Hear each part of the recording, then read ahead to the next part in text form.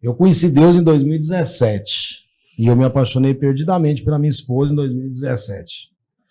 Mas eu não vou negar que um homem que foi muitas vezes usado pelo diabo, por Satanás, como eu fui usado, infelizmente, e eu falo isso para honrar o Senhor de onde ele me tirou, tá? Eu não digo para você que eu fiz uma comparação. Se eu tivesse casado não com a Clélia, mas com a Joana, ou com a Maria, ou com qualquer outra pessoa, eu não fiz essa comparação. Mas se eu não tivesse casado com ela, talvez eu não teria vivido determinadas situações. Por quê? Porque quando você está numa relação que tem alguma coisa que te frustra dentro daquela relação, você fica imaginando que você poderia estar numa relação que você não viveria aquilo. E é um grande engano, porque você pode até não viver aquilo. Ou seja, suponhamos que você casou com uma mulher que é muito ciumenta. Mas se eu tivesse casado com outra pessoa, talvez não teria sido tão ciumenta. Mas talvez teria outra coisa. Então, essa maturidade eu tenho hoje. Então, eu cheguei sim a me sabotar, pensando que se eu não tivesse casado, não estava vivendo por aquilo que eu estava passando naquele momento. Essa é a minha realidade, até porque esse programa existe por conta de uma história que eu vivi, que a Clara viveu. Então, eu te falo com toda certeza, eu me sabotei sim. Mas para a honra e glória de Deus, Deus me encontrou e me mostrou a grande esposa, essa mulher extraordinária que está aqui diante de vocês, que eu me apaixonei e me apaixono todos os dias, é uma declaração mesmo. Por quê? Porque através de Deus eu pude conhecer esse verdadeiro amor, né? Amor de Deus, e aí esse amor de Deus me mostrar esse amor eros, né? Que é o amor de um homem para uma mulher. Então isso me trouxe muita alegria. Então eu não vivo mais com essa história de que se eu tivesse casado com outra pessoa, essa comparação não existe mais na minha vida de 2017 para cá. Mas antes, sim, eu me sabotei muito e eu creio que muitos de vocês estão em casa também se sabotou. Mas a pior sabotagem é aquela que ainda fala, né?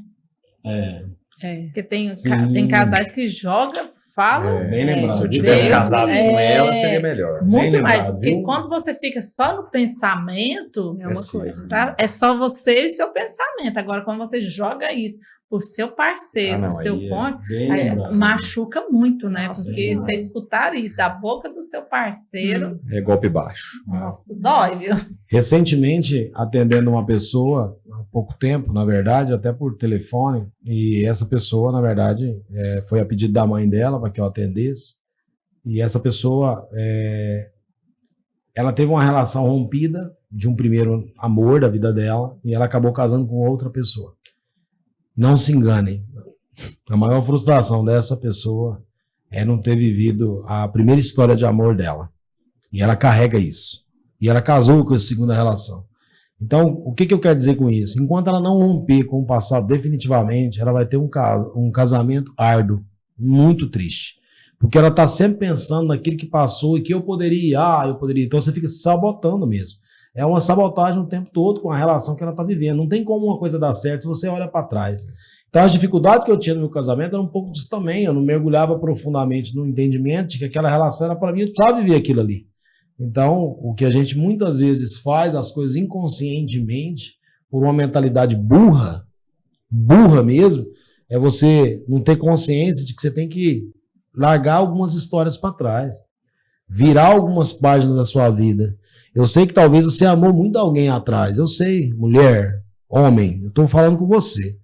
Eu sei que muitas vezes você amou muitas pessoas atrás da sua vida, seu primeiro namoro, ou o segundo namoro, a primeira relação. Mas você está numa outra história hoje. Você casou com a pessoa que está do seu lado, cara. Honra essa mulher. Honra esse homem que está do seu lado. Vai ser feliz. Deixa dessa mentalidade burra de buscar algo que não dá mais para voltar. Já foi. Tem determinadas coisas que não tem mais como voltar. O tempo encerrou. Acabou o seu tempo. Agora você está numa nova história. Vive essa história de verdade. Aonde em nome de Jesus. O senhor contou pra gente que ele casou com a mulher, depois a gente foi no Rio, que nós estávamos aqui e falou assim, eu casei com a mulher, essa história fiz ela feliz até o dia que ela morreu. Mas na hora que eu acabei de enterrar ela, eu fui atrás do meu grande amor. E esse grande amor era uma mulher que estava casada. Estava casado, ele voltou para o interior, ele era um taxista, contou essa história, ele voltou para o interior atrás do grande amor da vida dele, só com um detalhe, pasmem vocês, Esse homem tinha 70 anos de idade. E ele também tinha acabado de separar, né? E eu dei vontade de falar pra você, que vai que tem morreu você. Porque você tá arrumando um problema com uma relação, a mulher tá casada. A senhora, estava casada, vivendo uma outra história. A mulher dele morre, ele volta para reencontrar o amor da vida dele, sendo que ela já tem um outro amor. Eu falei, deu vontade de falar para ele, só que foi mas eles estavam encontrando. Você tem que morrer também, irmão. Não, mas eles estavam se encontrando. Estavam se encontrando, estavam tendo uma relação extraconjugal. Nossa. Ele com 70 anos de idade. O meu filho estava no carro, ficou impactado com essa história. E ele contando isso com todo o sarcasmo do mundo, achando que ele estava extremamente correto. Tudo bem, a esposa dele morreu, ele tem direito de buscar outro relacionamento. A esposa morreu. Mas ele não pode atrapalhar o Mas ele não pode buscar alguém que tem um compromisso. Né? Então nós temos uma relação aqui adúltera, né? Não se esqueça disso, é uma relação adúltera. E um detalhe, 70 anos lá. Mas eu penso assim, ó, que amor é decisão. Então, do mesmo jeito que eu decidi amar, eu tenho que decidir esquecer. Eu acho que é a mesma proporção ali, né?